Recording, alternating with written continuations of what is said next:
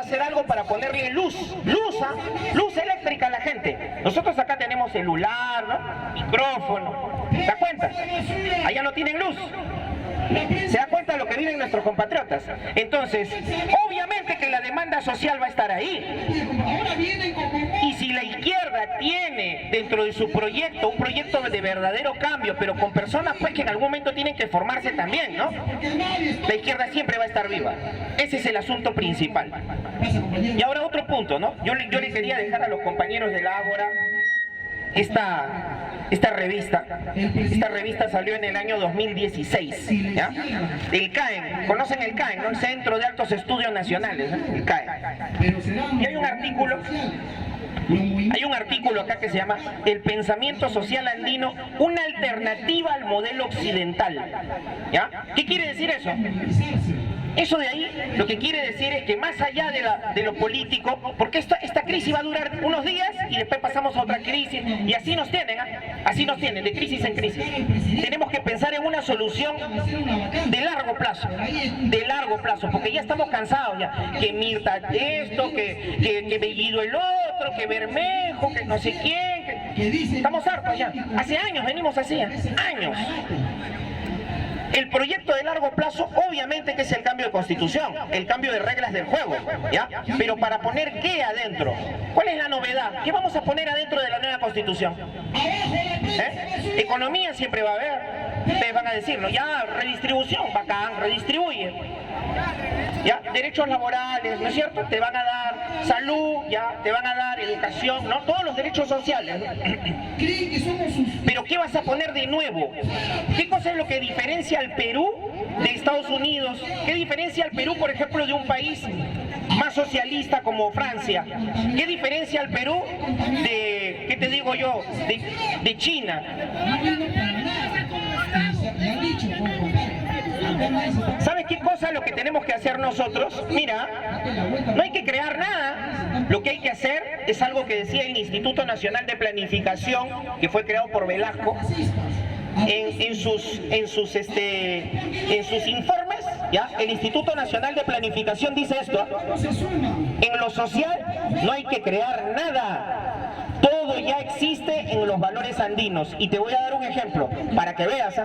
Te voy a dar un ejemplo para que veas. Mira, el ahorro popular, las juntas. ¿Alguien conoce acá lo que son las juntas, no es cierto? Lo hablaba el otro día con la compañera en su programa de radio. Las juntas es una manera de ahorrar. Yo necesito ahorita, no sé, 1000 soles, hago una junta de 100, ¿no es cierto? Y todos me van a prestar a 0% de interés. Esa es una creación popular. ¿Se da cuenta? Eso existe en Estados Unidos, en Alemania, no existe. Eso existe acá. Otro ejemplo. La minca no sigue existiendo. Las ollas comunes, ¿qué cosas son? Mecanismos de solidaridad, ¿no es cierto? Cuando fallece alguien en una comunidad no hay plata para enterrarlo. Se encuentra la plata, porque la comunidad va a poner, ¿se da cuenta? ¿Ya? Y así sucesivamente, un puente, una escuela, la comunidad se organiza. ¿Ya? Entonces, ¿eso qué significa? Las polladas también, no es lo mismo. Mecanismos de solidaridad. Tienes que construir tu techo, tienes que hacer estudiar a tu hijo, ¿ya? Y se hace por salud. Entonces, ¿eso qué quiere decir? Eso no son solamente cosas sueltas, Eso es porque hay valores detrás de eso. Los valores andinos, ¿ya? Los valores andinos son 3 básicamente, Ahí está en ese artículo. Son 3 básicamente. La reciprocidad es el primero de los valores. La correlación es el segundo, que te dice que lo chiquito es igual a lo grande, ¿no? Tú eres solidario con tu hijo o con tu mamá, también lo puedes ser con tu comunidad, ¿ya? Así como la Tierra gira alrededor del Sol, igual los átomos, ¿ya? Lo chiquito es igual a lo grande. Principio de correlación, principio andino, ¿ya? Filosofía andina, ¿ya? Y el tercero es la complementariedad, o sea, lo contrario del individualismo. Tú, compadre, no puedes avanzar solo. Sí, pero yo estudié, yo soy fuerte, soy millonario. Sí, pues, ¿y tus trabajadores? ¿No es cierto? ¿Y tu comunidad? ¿Te das cuenta? El principio de complementariedad. En el incanato, la persona individual no hacía nada, sola no podía. Se tenía que interrelacionar con los demás, necesariamente. Y la reciprocidad pasaba por el hecho de que, justamente, tú producías y tenías que dar parte y después te redistribuían, ¿no es cierto? Ya. Esos son los valores andinos. Y los valores andinos, aunque no nos demos cuenta, están aquí. Porque si a nosotros nos dice el vecino, hoy una apoyada, pucha, no tienes tanto, pero dices, voy a colaborar. ¿Te das cuenta? ¿Por qué? Porque eres solidario y no te das cuenta. Pero ¿sabes qué pasa? Que el sistema te hace creer que para avanzar tienes que ser individualista, que para avanzar no tienes que dar, no tienes que ser solidario, que si trabajas en una minca o te ponen a trabajar en un esto, tienes que cobrar de todas maneras. ¿Te das cuenta? Te hacen creer de que esos valores no sirven de nada, son valores de retraso, cuando al contrario, son valores de progreso. Hay sociedades, como las europeas, por ejemplo, que justamente están intentando volver a sus valores de antes. ¿Se da cuenta? Y nosotros que las tenemos ahí, no las revalorizamos. Entonces, ahí viene el elemento del cambio constitucional. Ahí viene el elemento que nos va a servir dentro de la nueva Constitución. Revalorar los valores andinos, darle nuevo valor a los valores andinos. ¿Quiénes han hecho eso? Ecuador. Ecuador lo hizo con el Suma Causay, lo hizo Bolivia con la Pachamama, ¿ya? Pero no lo hicieron de manera completa, lo hicieron solamente con un ángulo más ecologista, un poquito social, pero no integral. Eso es lo que se necesita ahora en el nuevo constitucionalismo peruano, que se estudie para que cuando venga el momento del cambio de constitución sepamos qué poner para cambiar las cosas a largo plazo. Bueno, yo me voy a limitar ahí, les voy a agradecer bastante por su presencia, compañero Japura, a los compañeros presentes. Y por supuesto, si hay un espacio también de preguntas, con todo gusto poderlas absolver, porque uno está acá no solamente para exponer, sino también para escuchar lo que ustedes tengan que decir. Muchas gracias. Carlos, sí, creo que lo último que has dicho, creo que va a ser lo más, va a complementar, porque las preguntas creo que son necesarias. A ver, hermanos, preguntas sobre el tema que he puesto, por favor. Pase. Sobre el tema. Buenas tardes con todos, compañeros, compatriotas. Usted acaba de decir que uno está, la Constitución está prohibiendo muchas a favor de la Constitución y en contra del pueblo. Ahora justo escuché una noticia que van a prohibir las movilizaciones, van a prohibir la municipalización, está prohibido, ahora tienen que sacar un permiso para. ¿Qué opina eso? Gracias. A ver, mire, para hacer un referéndum, el referéndum, ¿qué cosa es? El referéndum se llama, ustedes se acuerdan de la casita, ¿no? Ese partido se llamaba democracia directa, ¿no? Ya. El referéndum es democracia directa. O sea, no pasar por representantes, ¿ya? No pasar por un congresista, no pasar por un regidor para que me haga las cosas. Yo mismo voy a decidir. Eso se llama democracia directa. Y la democracia que pasa por congresistas o regidores se llama democracia representativa. Bueno, la democracia representativa tiene un solo mecanismo para poder ejercer derechos. Uno solo, se llama referéndum. Si yo lo que hago es que te corto las posibilidades de que tú vayas al referéndum, lo que estoy haciendo es que estoy eliminando la democracia representativa y estoy favoreciendo solamente cortando la democracia directa y favoreciendo solamente la democracia representativa. Entonces, para ser claro con la gente, a ver, ¿a qué vamos aquí? Al hecho de que nos están recortando nuevamente nuestros derechos. Otra vez nos están recortando nuestros derechos. Entonces estoy totalmente en contra de cualquier institución que corte nuestros derechos. Eso se llama liberticidio, matar las libertades del pueblo. Mira, hermano, pienso que hay que sacar provecho de este gran hombre, así que espero, ¿no es cierto?, y con su consentimiento, la mayor cantidad de preguntas, porque esa es una pregunta interesante y también la respuesta muy concreta. A ver, preguntas, a ver, hay que aprovechar que el hermano Carlos González, constitucionalista, está aquí con nosotros. A ver, pregunta, hermano, pregunta. Él no ha hablado. Mira, escucha, la economía del libre mercado, Sobre la base que habla el amigo. Sobre la base de lo que habla el amigo. eso es lo que es la Constitución. Dice la Constitución, existe la economía del libre mercado. ¿Qué economía? ¿Está bien esa economía o otra economía? Sí, ya. Esa es una buena pregunta. La Constitución, el artículo 58, ¿no? 58. El artículo 58 de la Constitución habla de una economía social de mercado. Mira, economía, primera palabra, social, segunda palabra, de mercado, tercera. ¿Ya? No dice economía de mercado. Economía de mercado es lo que estamos viviendo ahora. ¿Ya? O sea, puras libertades económicas. ¿Se da cuenta? Puras libertades económicas. Favorecen realmente al trabajador. ¿Quién aquí tiene, yo no creo que muchos, ¿quién aquí tiene empleo seguro así, de por vida? ¿Quién aquí tiene empleo seguro de por vida?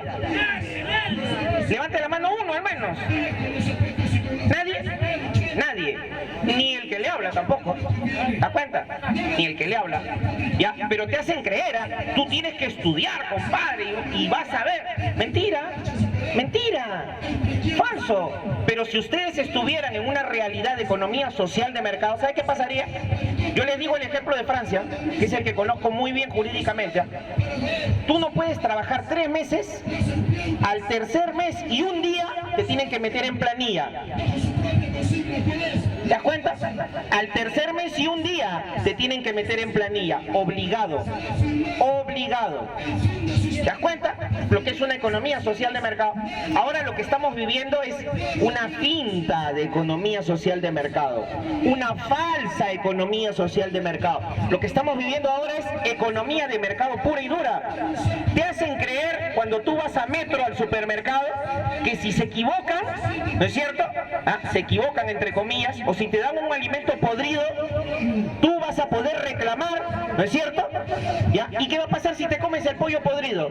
¿Quién te va a indemnizar por eso? ¿Tú sabes cómo es el trámite de engorroso para eso?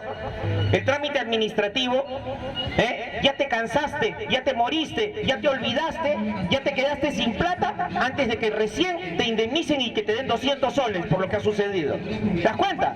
¿Ya? Entonces, es falso, pues. Ese libro de reclamaciones no sirve de nada. Por eso es que la mayoría de nosotros, cuando nos pasa eso, armamos un escándalo ahí, porque el escándalo nos va a dar más resultado que el derecho. ¿Te das cuenta? A eso nos están haciendo llegar, porque no hay la parte social que favorece al vulnerable, o sea, al consumidor, al usuario, al ciudadano, al desvalido, no es válida. No existe realmente, es de mercado. Si tú tienes billete y tú tienes plata, tú puedes ejercer derechos, pero si no tienes, no puedes, pues. Mira un elemento que no tiene tanto que ver con el consumo, ¿no? Sino con el ejercicio de derechos, ¿no es cierto? Mira, y lo dije el otro día, ¿no? Acá estamos ejerciendo un derecho, ¿ya? La libertad de informarse, eso estás ejerciendo escuchando, y yo hablando. La libertad de informar, ¿ya? Tú puedes ejercer este derecho, vámonos la próxima semana el Ágora al Olivar de San Isidro. A ver si nos dejan. ¿Nos van a dejar? No nos van a dejar, pues. Vámonos al Parque Kennedy. Hay espacio ahí, ¿no es cierto? ¿Sí o no? Empujamos los gatos un poco y nos hacemos un sitio, ¿no es cierto? ¿Nos van a dejar o no? ¿Por qué no nos van a dejar? Si estamos haciendo derecho de nuestra libre expresión. ¿Se da cuenta? ¿Ya? Entonces, porque hay espacios donde no se quieren escuchar estas cosas, donde esto de acá molesta. ¿Te das cuenta? Molesta. ¿Ya? Entonces, ¿eso qué significa? Mira, eso significa de que los derechos pueden ser ejercidos solamente en ciertos lugares, pueden ser ejercidos solamente con cierta categoría, entre comillas, de personas. ¿Te das cuenta? ¿Ya?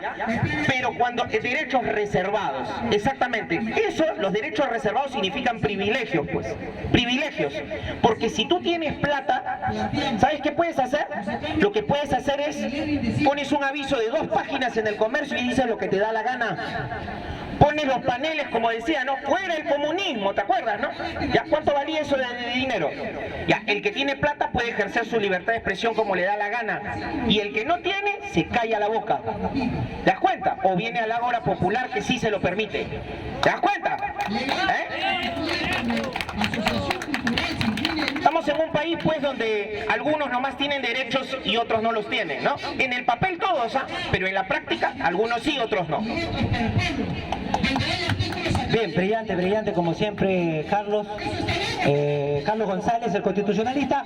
¿Alguien más? ¿Alguna pregunta para ya ir cerrando? Pregunta, a ver, caballero, sobre el tema, por favor, de la especialidad del constitucionalista Carlos González. Yo más que pregunta quiero corroborar el abuso que cometió Fujimori con esta constitución en el aspecto educativo, con la privatización. Cualquiera puede ir al colegio cuando tiene plata, pero si no tiene plata no puede ir. Cualquiera puede ir a la universidad más cara si tiene plata, pero a las nacionales son 80.000 para 500 vacantes. Entonces, esas cuestiones, ya en salud igual, cualquiera puede comprar remedios si tiene plata, pero si no tienes plata, no te dan ni en la posta médica. Entonces, esas cuestiones deben verse en el cambio de constitución. En el trabajo, por ejemplo, tú vas a trabajar, pero no tienes estabilidad, porque dice la ley de trabajo, dice, el trabajador trabaja de acuerdo a cómo lo pone el empleador, ¿no? Las cláusulas del contrato, no tiene beneficios, trabaja por tercería y la misma empresa pone su empresa de tercería para explotar al trabajador. Esas son situaciones que deben verse. A ver, si complementa eso, yo tengo una pregunta, pero a ver, por ahora pregunta nomás, ¿ya? Primero con él ya se animaron, pregunta hermano, ¿ah? Ya, yo a los que están atrás de cámara les hago así porque los conocemos su procedencia política, por eso le hago la advertencia. No es que yo sea dictador. Pasa, pregunta hermano, pregunta. Ya, pregunta. Le da la oportunidad a muchos programas que tendrán distintas tendencias, pero todas apuntan al proceso de yo le quisiera preguntar, de nuestro país y de la conciencia. en vez de promover el cambio de constitución, que usted mismo lo acaba de mencionar, que realmente no se cumple, ¿por qué no empezamos enseñándole la Constitución, que lo dice el artículo 14, que es obligatorio en los colegios? ¿Ya? ¿Por qué no empezamos reclamando que se enseñe y reclamando que se cumplan todos los derechos que dice esta Constitución? Porque usted acaba de decir que hay derechos pero que son selectivos. Entonces, ¿por qué sucede eso? Entonces, eso quisiera que me responda. ¿Por qué queremos cambiar cuando ni siquiera se cumple lo que ya está escrito? Buena pregunta. A ver, mire, habló el compañero del artículo 14 de la Constitución. Yo justamente agarré la Constitución para ir a ver el artículo 14, ¿no? Miren lo que dice el artículo 14, ¿eh? Dice, la educación promueve el conocimiento, el aprendizaje, y al final miren lo que dice, ¿eh? Eso está escrito acá. Miren, escuchen bien esto. Los medios de comunicación social deben colaborar con el Estado en la educación y en la formación moral y cultural. Repito, los medios de comunicación social deben colaborar con el Estado en la educación y en la formación moral y cultural. ¿El Canal 4 contribuye? ¿El Canal 2 contribuye? ¿Magali Medina contribuye? Entonces, ¿se dan cuenta? ¿Quién es el dueño del espectro televisivo, de la onda? ¡Nosotros!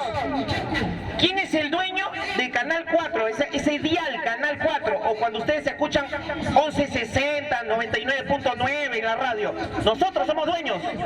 Si ustedes son propietarios de una casa, la alquilan, ponen un contrato y no están respetando, ¿qué hacen? ¿Los botan o no? ¿Sí o no? Si no respetan el contrato. Entonces, los medios de comunicación no están respetando la Constitución. Acá está escrito. Acá está escrito. Eso que dice el compañero es totalmente cierto. Nosotros, desde ahora, está bien que vayamos avanzando con el cambio de Constitución, pero lo que tenemos que hacer es crear conciencia de que aquí hay derechos. De que aquí hay derechos. Acá hay derechos, aquí existe el derecho, por ejemplo, a reclamar la educación primaria gratuita para las personas en situación de discapacidad. De todo.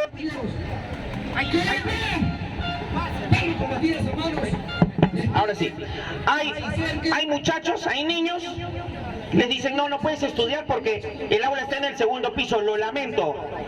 Lo lamento. ¿Te das cuenta? Y no saben reclamar, pues. ¿Sabes qué cosa es lo que falta en la formación del ciudadano? ¿Ya? O sea, en educación cívica. Educación cívica no es solamente nuestra bandera, nuestro himno. Está bacán eso está bien. Pero educación cívica es saber reclamar tus derechos. ¿Cómo? Por ejemplo, ¿dónde están los formularios para reclamar cosas? ¿Sabemos nosotros dónde buscarlo? Eso necesitamos. Un gobierno del cambio tiene que empezar por ahí. Empoderar al pueblo para que sepa reclamarle también a las empresas sus propios derechos. Y lo que decía el compañero anteriormente, ¿no? El compañero hablaba de los derechos sociales, ¿no? Miren, el artículo, por ejemplo, que nos habla aquí de la salud, ¿ya? El artículo 7, ¿no? Miren la astucia de los constituyentes fujimoristas, ¿eh? Todos tienen derecho a la protección de salud. Ya, si yo te digo, ¿sabes qué cosa? Mira, todos aquí tienen derecho a un sándwich de pollo, ¿eh? Todos tienen derecho. Yo te lo estoy dando, no te lo estoy dando. Te estoy diciendo que puedes tener.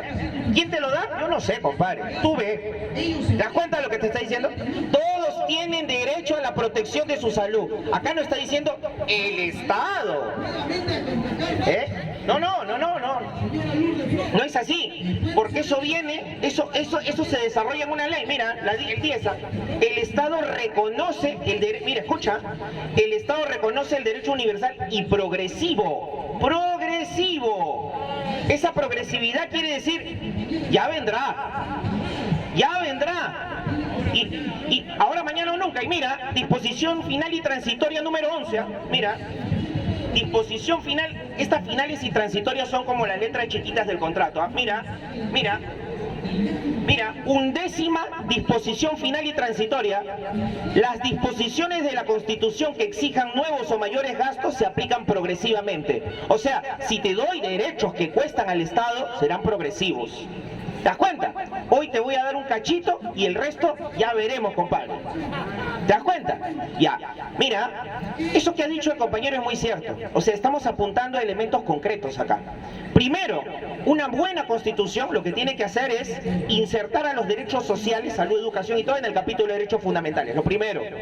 Lo segundo que tienes que hacer es anular el criterio de progresividad de los derechos sociales. O sea, yo no voy a esperar a que me den la salud porque tengo cáncer, ¿no es cierto? Y que me la den de aquí a cuando ya esté muerto, pues. ¿Te das cuenta? Yo necesito ahorita, ¿ya? Y plata hay, dinero hay que distribuir correctamente. Y lo otro que hay que anular dentro de la nueva Constitución, aparte del criterio de progresividad,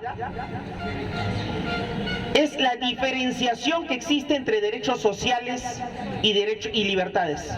Eso hay que anularlo, porque las libertades solamente están sirviendo para quienes tienen el dinero para ejercerlas. Y nosotros pasamos nuestros días buscando derechos sociales, pues. ¿Te das cuenta? Yo digo nosotros y me incluyo, porque a pesar de tener una camisa, yo no formo parte, yo me curo en el hospital, yo no voy a la clínica. ¿Te das cuenta? ¿Ya? Yo nunca he estudiado en nada que sea privado. Siempre he estudiado en cosas que son públicas. ¿Ya? Y me la he buscado. ¿Te das cuenta? ¿Ya? Entonces, yo a lo que voy, y cuando tuve que estudiar en el extranjero y regresé aquí, yo no estuve, pues, regresé con un trabajo y un esto. Acá buscaba trabajo, ¿ya? Tocaba puertas, iba a un sitio, a otro. O sea, también le he tenido que vivir, ¿ya? Y eso a mí me ha dado conciencia, conversando con la gente, viendo directamente con el pueblo las cosas, a mí me hizo generar conciencia social. De que si el día de que uno sube un peldaño más en la escala social, uno no puede abandonar a su gente. Uno no se puede olvidar de cuánto cuesta un pan. Uno no se puede olvidar de cuánto cuesta un kilo de arroz. ¿Te das cuenta? Porque si tú te olvidas de eso, te estás olvidando del pueblo. Y yo le pregunto a los ministros, ¿no? Al ministro de Economía, a toda la élite, ¿no es cierto? A la élite política, social. ¿Saben cuánto cuesta una botella de aceite? ¿Saben cuánto cuesta un kilo de arroz? ¿Acaso saben que hay lugares aquí en Lima donde ni siquiera hay que irse muy lejos? Aquí nomás, alrededor nomás, aquí, a 100 metros, a 10 metros, de repente no se ve, pero detrás de este edificio hay gente que no tiene luz, que no tiene agua, que no tiene con qué comer, que no tiene gas para calentar su comida. ¿Se da cuenta? Esas son realidades. Nosotros caminamos acá y hay gente de repente que no tiene un pan que ponerse en la noche en la boca. Eso es una realidad y no te lo pide porque le da vergüenza. Y no te lo pide, ¿sabes por qué?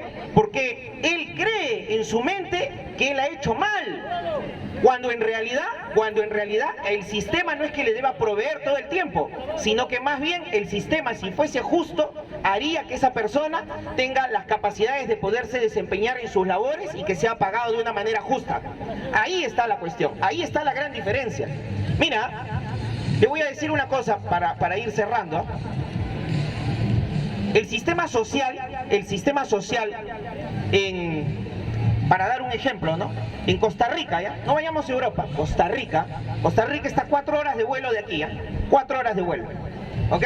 Centroamérica, al norte de Panamá, al sur de Nicaragua. El sistema social costarricense, ya, la gente allá en Costa Rica lo critica, obviamente, tú tienes que criticar, como decía el compañero que estaba aquí, no, la crítica hace progresar, eso es cierto. Pero el sistema social costarricense, en su constitución, no tiene el enunciado que tiene en salud, ya, progresivamente. Allá la salud es de directa aplicación. Tú tienes un problema, no te verifican, es asegurado, esto, te curan, hermano, y después ven quién eres. ¿Te das cuenta? Porque antes tú de ser un ciudadano, antes tú de ser un contribuyente, eres un ser humano. Antes de todo, eres un ser humano. Eso sucede en Costa Rica. ¿Se dan cuenta de la diferencia que hay con Perú? ¿Ya? Lo mismo sucede en la educación. La educación universitaria allá, o sea, las mejores universidades, no son las privadas, son las públicas. Y las universidades que se pelean los chicos por entrar, por el prestigio que tienen, son las públicas.